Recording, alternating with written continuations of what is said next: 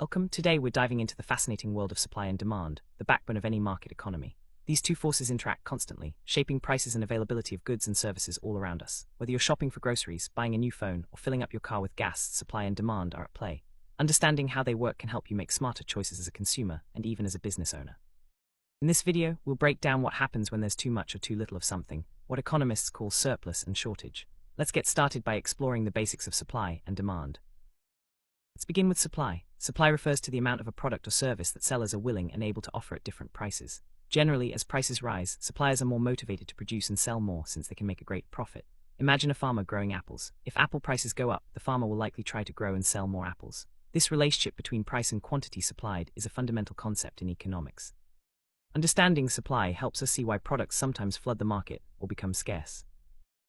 Now let's talk about demand. Demand is the amount of a product or service that consumers are willing and able to buy at various prices. Usually, as prices decrease, people want to buy more because it's more affordable. Think about a sale at your favorite store. Lower prices often mean more shoppers and higher demand. The relationship between price and quantity demanded is just as important as supply. By understanding demand, we can see why some products fly off the shelves while others sit untouched. Supply and demand meet at a special point called equilibrium. This is where the quantity supplied equals the quantity demanded and the market is balanced. At this price, there's just enough of the product for everyone who wants to buy it, and sellers are satisfied with the amount they're selling. Equilibrium is like a sweet spot for both buyers and sellers. But what happens when things aren't balanced? That's where surplus and shortage come in. Surplus happens when there's more of a product available than people want to buy at the current price. Imagine a store that overestimates how many winter coats it will sell and ends up with racks full of unsold jackets. This extra inventory is a surplus. Surpluses often lead sellers to lower prices to attract more buyers and clear out excess stock. It's a common scenario after holidays or at the end of a season, and it's a key signal for businesses to adjust their strategies.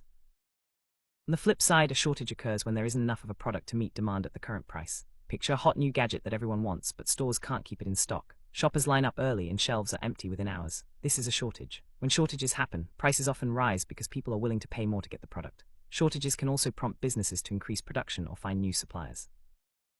Surpluses and shortages can happen for many reasons. Sometimes, unexpected events like weather disasters or sudden trends can disrupt supply or demand. For example, a bumper crop can lead to surplus, while a supply chain issue can cause shortage. Businesses and consumers both react to these changes, adjusting prices, production, and purchasing habits. Understanding these causes helps us see why markets are always shifting and why prices can change so quickly. Markets are dynamic, constantly adjusting to surpluses and shortages. When there's a surplus, prices tend to drop, encouraging more people to buy and reducing the excess. When there's a shortage, prices rise, which can slow down demand and motivate suppliers to produce more. These adjustments help bring the market back toward equilibrium. It's a self-correcting system, and it's one of the reasons why free markets are so effective at allocating resources. Wrap up: supply and demand are powerful forces that shape our everyday lives. Surplus and shortage are natural outcomes when markets aren't in perfect balance, but they also drive important adjustments. By understanding these concepts, we can better navigate the world as consumers, workers, or business owners. Next time you see a sale or an empty shelf, you'll know exactly what's happening behind the scenes. Thanks for joining this exploration of supply, demand, surplus, and shortage.